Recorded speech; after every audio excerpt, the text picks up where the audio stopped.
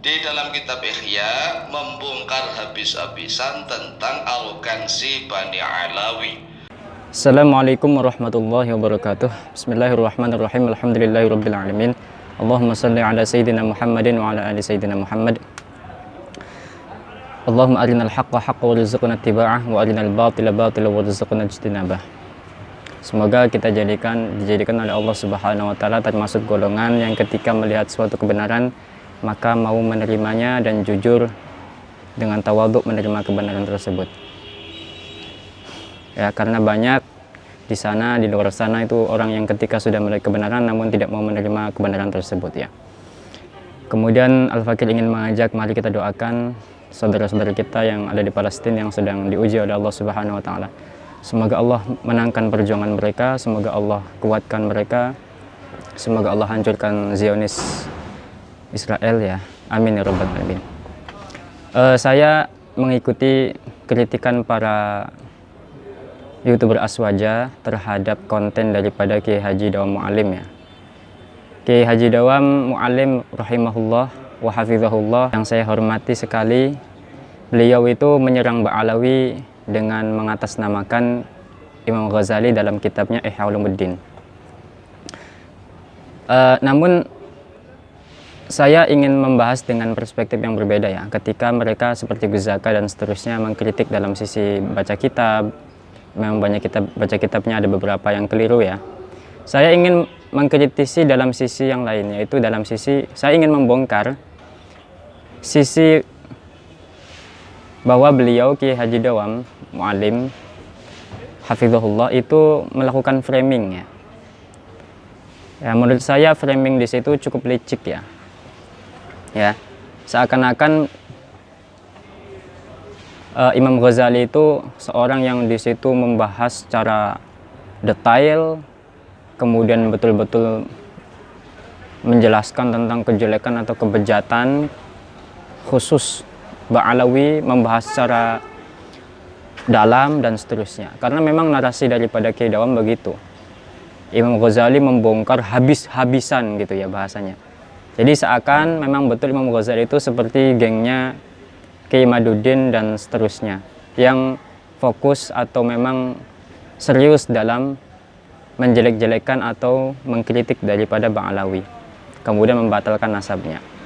Jadi perlu diketahui oleh teman-teman semuanya bahwasanya Imam Ghazali konteksnya ketika itu, ketika menyebutkan Bani Alawi, itu konteksnya adalah beliau sedang menjelaskan tentang dzambul ghurur, bahaya atau celaan terhadap tipuan, yaitu manusia itu bisa ditipu oleh setan. Dan di sini yang dikritik oleh Imam Al-Ghazali itu umum sekali, sangat umum sekali. Semuanya kena kritik semua. Semua manusia yang hidup di dunia itu pasti berpotensi terkena al-ghurur, tipuan. Baik orang kafirnya maupun orang Islamnya, semuanya. Orang kafir itu Imam Ghazali mengkritik sisi ketertipuannya adalah mereka mengira bahwasannya kehidupan di dunia ini kenikmatannya lebih utama daripada kenikmatan yang sifatnya nanti di akhirat. Ya lebih baik sekarang nikmatnya daripada sesuatu yang nanti kata orang kafir itu. Kenikmatan yang sifatnya nakdan, kontan itu adalah lebih baik daripada kenikmatan yang sifatnya nanti. Kemudian Imam Ghazali membantahnya. Kalau begitu bagaimana dengan para pedagang, para pembisnis? Ya, mereka rela menggelontorkan dana, harta demi kenikmatan yang sifatnya nanti, mau rugi dulu gitu ya. Kemudian bertujuan agar mendapatkan di kemudian hari atau di nantinya, di kemudian nanti mendapatkan keuntungan. Kalau memang di situ kenikmatan secara langsung itu lebih utama daripada kenikmatan sifatnya nanti, maka nggak ada orang yang mau bisnis kalau begitu ya kan. Kemudian Imam Ghazali juga mengkritiknya bahwasanya iya, kalau memang kenikmatan sekarang dan kenikmatan nanti itu ukurannya sama-sama saja ukurannya, nggak ada yang lebih besar dan nggak ada yang lebih kecil gitu ya. Berbeda dengan orang yang di situ masuk Islam, kemudian di situ rela ya bersusah-susah beribadah kepada Allah demi kenikmatan nanti di akhirat, yang di situ kenikmatannya berbeda ukurannya. Kalau di dunia itu sedikit, sedangkan ketika di akhirat itu panjang sekali. Jadi kenikmatan di dunia itu bagaikan satu hari atau bahkan kurang dari satu hari, di akhirat itu tanpa batas. Itu pertama, Imam Ghazali mengkritik orang kafir. Kemudian mengkritik orang Islam, mukminun. Dan di situ golongannya banyak sekali, semua lapisan orang Islam itu kena kritik sama Imam Ghazali bahwasanya hidup di dunia itu berpotensi kena apa? Kena tipuan, ightirar, ketertipuan. Ya. Orang mukmin di situ usatul mukminin, orang-orang Islam yang di situ bermaksiat. Kemudian itu pertama, kemudian di situ bagiannya banyak. Ulamanya itu dikritik juga oleh Imam Ghazali. Belum lagi ulamanya itu juga dikritik semua yang suka ilmu nahwu, yang mutakhasis atau mendalam ilmu nahwu itu dikritik Imam Ghazali. Yang ahli fikih juga dikritik Imam Ghazali, yang ahli hadis itu dikritik Imam Ghazali. Kemudian yang ahli tasawuf juga dikritik Imam Ghazali. Kemudian selain ulama siapa? Para ubad juga dikritik sama Imam Ghazali. Kemudian siapa lagi? Arbabul amwal, orang yang punya harta juga dikritik sama Imam Ghazali. Semuanya dikritik sama Imam Ghazali tanpa terkecuali. Ya, tanpa terkecuali. Jadi semua orang di dunia ini berpotensi kena tipuan daripada setan. Dan ketika itu Imam Ghazali mencontohkan Bani Alawi adalah ketika menjelaskan tentang usatul mukminin. Orang-orang mukmin yang di situ bermaksiat kepada Allah Subhanahu wa taala, alasannya bermaksiat itu ketertipuannya itu kenapa? Orang mukmin merasa bahwasanya Allah itu rahmatnya besar. Apalah dosa kita? Dosa kita itu kecil, sedangkan rahmat Allah itu begitu besar seperti lautan. Jadi mudah sekali bagi Allah itu untuk menerima taubat atau memaafkan daripada dosa orang iman. Itu ketertipuan yang pertama alasannya. Kemudian Imam Ghazali juga, nah ini ya yang kita bahas adalah ketertipuan karena di situ berbangga kepada abaihim, kepada leluhurnya. Ya. Kemudian Imam Ghazali mencontohkan, ini dia. Mencontohkan orang yang di situ berbangga kepada leluhurnya itu adalah al-alawiyin, kal-alawiyah. Ya. Mereka ketika di situ tidak beramal, ya, hanya mengandalkan nasab mereka yang di situ tinggi nasabnya, maka mereka tertipu. Jadi ya Imam Ghazali itu mengkritik semuanya, dan termasuk adalah orang yang berbangga terhadap nasab. Dan perlu dicatat, Imam Ghazali di sini itu lebih menekankan adalah sebatas contoh saja. Imam Ghazali hanya mencontohkan saja Bani Alawi itu. Artinya siapapun yang di situ berbangga terhadap nasab, ya, maka apa? Maka terkena kritik daripada Imam Ghazali. Kalau Imam Ghazali itu hidup zaman sekarang, maka apa? Gus-gus yang di situ yang mengandalkan bapak-bapaknya atau abah-abahnya yang nggak mau ngaji, ya akan dikritik juga. Tetap bodoh kalau nggak mau ngaji, ya kan? Jadi jangan di framing ya, Kiai Dawam. Jangan memframing seakan-akan Imam Ghazali itu mengkritik habis-habisan, membongkar habis-habisan. Katanya, astagfirullah, ini berlebihan. Memfitnah Imam Ghazali, seakan-akan Imam Ghazali juga orang yang punya masalah dengan kaum Ba'alawi. Padahal Imam Ghazali hanya mencontohkan saja. Dan Imam Ghazali itu bukan memaksudkan adalah Alawiyah di sini itu bukan Ba'alawi, tetapi Alawi secara umum. Alawi secara umum, keturunan Rasulullah SAW itu semuanya kena kritik semuanya. Kenapa harus dikhususkan Ba'alawi, ya kan? Karena emang para habaib atau para keturunan Nabi yang lainnya itu bebas kritik apa gimana? Makanya Imam Ghazali itu mengumumkan. Nah ini yang dikritisi sama Gus Zaka, kemudian ngeyel, ya. Kemudian Kiai Dawam itu ngeyel. Ya udah kalau begitu, kalau bukan yang dimaksud itu Ba'alawi, tetapi secara umum, berarti Imam Ghazali tidak mengakui nasab daripada Ba'alawi. Ini apa ini ya? Kemudian, ini apa gitu ya? Makanya Gus Zaka mengatakan ini kesimpulan orang goblok gitu kan. Biasanya kan Gus Zaka kan orangnya lembut gitu ya, tapi karena mungkin ya udah terlalu jengkel atau gimana ya, kemudian beliau itu agak tegas gitu ya. Itu apa gitu, jangan di framing seperti itu lagi ya. Imam Ghazali itu mengkritik semuanya, orang yang di situ berbangga nasab semuanya dikritik. Jadi sekali lagi ya, Imam Ghazali itu hanya mencontohkan sebagian kecil saja dari sekian golongan manusia yang di situ semuanya bisa kena potensi ghurur, tipuan. Ya jangan sampai di framing seakan-akan Imam Ghazali itu membongkar habis-habisan, arogansi. Wah.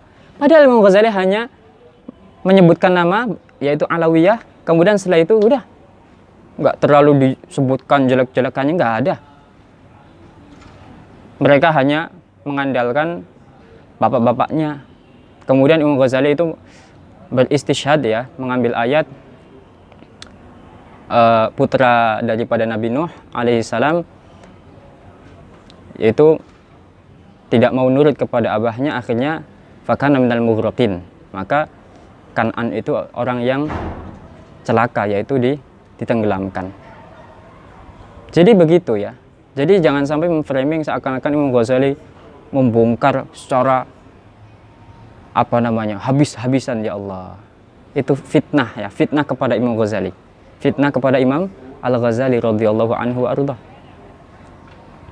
Berlebihan seperti itu. Imam Ghazali mengkritik semuanya. Imam Ghazali mengkritik semuanya.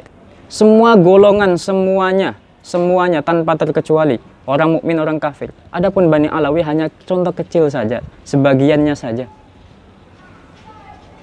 Jadi jangan sampai dinarasikan karena Imam Ghazali itu mengkritik Bani Alawi kemudian dikatakan membongkar habis-habisan. Apa ini? Imam Ghazali juga mencontohkan tadi putranya Nabi Nuh yang di situ tidak mau iman gitu kan, tidak mau nurut, tidak mau taat. Kenapa nggak dinarasikan sekalian saja membongkar habis-habisan putranya Nabi Nuh? Kenapa nggak gitu aja? Ayo. Ini logisnya. Kalau mau jujur ya, kalau jenengan mau jujur ya, mestinya begitu cara berpikirnya. Atau sekalian tuh para ulama nahwu, shorof, kemudian ulama fikih, ulama hadis juga Imam Ghazali mengkritik mereka. Kenapa nggak dinarasikan sekalian? Imam Ghazali membongkar habis-habisan kebejatan gitu kan, atau apa? Arogansi daripada ahli hadis. Kalian gitu aja sekalian. Mestinya kalau Anda memang jujur, Kiai. Ya, kalau Anda itu jujur. Tapi Anda begitulah karena mengikuti gengnya Kiai Imaduddin dan seterusnya. Apapun di situ yang di situ bisa mendukung, yang bisa mendukung proyek penyerangan terhadap Pak Alawi, akhirnya apa? Akhirnya diambil semuanya, diambil. Yang penting gimana caranya mereka itu jelek nama baiknya, gimana mereka itu rungkad atau gimana gitu ya. Ini apa? Sedangkan fakta-fakta atau referensi-referensi yang ketika di situ bisa meruntuhkan klaim mereka, maka ditutup-tutupi atau pura-pura bodoh atau pura-pura nggak tahu ya, terjahal. Inilah ya fakta yang ada pada golongan mereka, sehingga apapun diambil yang di situ bisa mendukung mereka, entah itu dari Wahabi, entah itu dari Syiah, entah itu dari orientalis. Ini dia ya, orientalis. Kapan-kapan saya ingin buktikan lah kalau ada waktu. Kiai Imaduddin itu metodenya sama dengan orientalis ketika meragukan hadis sebagai sumber daripada Nabi SAW, syariat dari Nabi SAW. Karena sama narasinya, nggak ada bukti sezaman katanya gitu ya, padahal ada. Sama dengan orientalis, kapan-kapan lah ya. Artinya apa? Kiai Imaduddin itu ya, karena sudah terkena, termasuk jenengan kiai ya, karena sudah terkena sakit hati atau keirian atau kebencian, akhirnya apapun itu diambil. Searching di Google, ambil semuanya yang di situ mendukung. Nggak peduli itu Wahabi, entah itu Syiah, entah itu orientalis, ambil semuanya. Katanya inilah keilmuan, katanya inilah keilmiahan. Apa itu? Hatibul lailin. Imaduddin itu hatibul lailin, bagaikan orang yang di situ keluar malam-malam di tempat yang gelap gulita di hutan, kemudian asal ambil aja, cari kayu bakar, tapi yang diambil adalah ular. Ya begitulah. Akhirnya Syiah diambil, liberal diambil, orientalis diambil, Wahabi diambil. Ya begitu. Jadi jangan seperti itulah Kiai. Saya mengajak kepada jenengan untuk takut kepada Allah Subhanahu wa taala. Jenengan kok malah ikut dengan golongan seperti itu? Sayang sekali. Saya sangat-sangat sedih gitu ya. Jenengan itu gimana masyayikh jenengan? Mukhalafah. Jenengan malah mukhalafah dengan masyayikh jenengan. Masyayikhuna itu seperti apa? Sebelum wafat beliau membaca kitab-kitab Sadah Ba'alawi, membaca An-Nashih Ad-Diniyah karya Al-Habib Abdullah bin Ali Al-Haddad, kemudian baca Ad-Da'watut Tamah, kemudian baca Sulamut Taufik, ya, karya Sayyid Abdullah bin Tahir Ba'alawi. Jenengan itu mukhalafah dengan syekhuna kita, ya, guru kita. Kemudian malah mengikuti golongan macam Imam Maduddin yang nggak jelas itu, ya Allah. Ini inhitot, ini namanya kecelakaan. Saya mengajak pada jenengan, takutlah kepada Allah, hati-hati. Jangan sampai bermain-main terhadap kalamnya Imam Ghazali seperti itu. Ya. Jangan sampai bermain-main terhadap kalamnya Imam Ghazali seperti itu. Takutlah kepada Allah. Ya, jangan hanya gara-gara AdSense kemudian berani segalanya. Cari uang yang halal. Kasihan keluarga. Ya. Itu saja yang bisa kami sampaikan. Mohon maaf, salam hormat kepada Kiai Dawam. Wallahu a'lam bishawab. Assalamualaikum warahmatullahi wabarakatuh.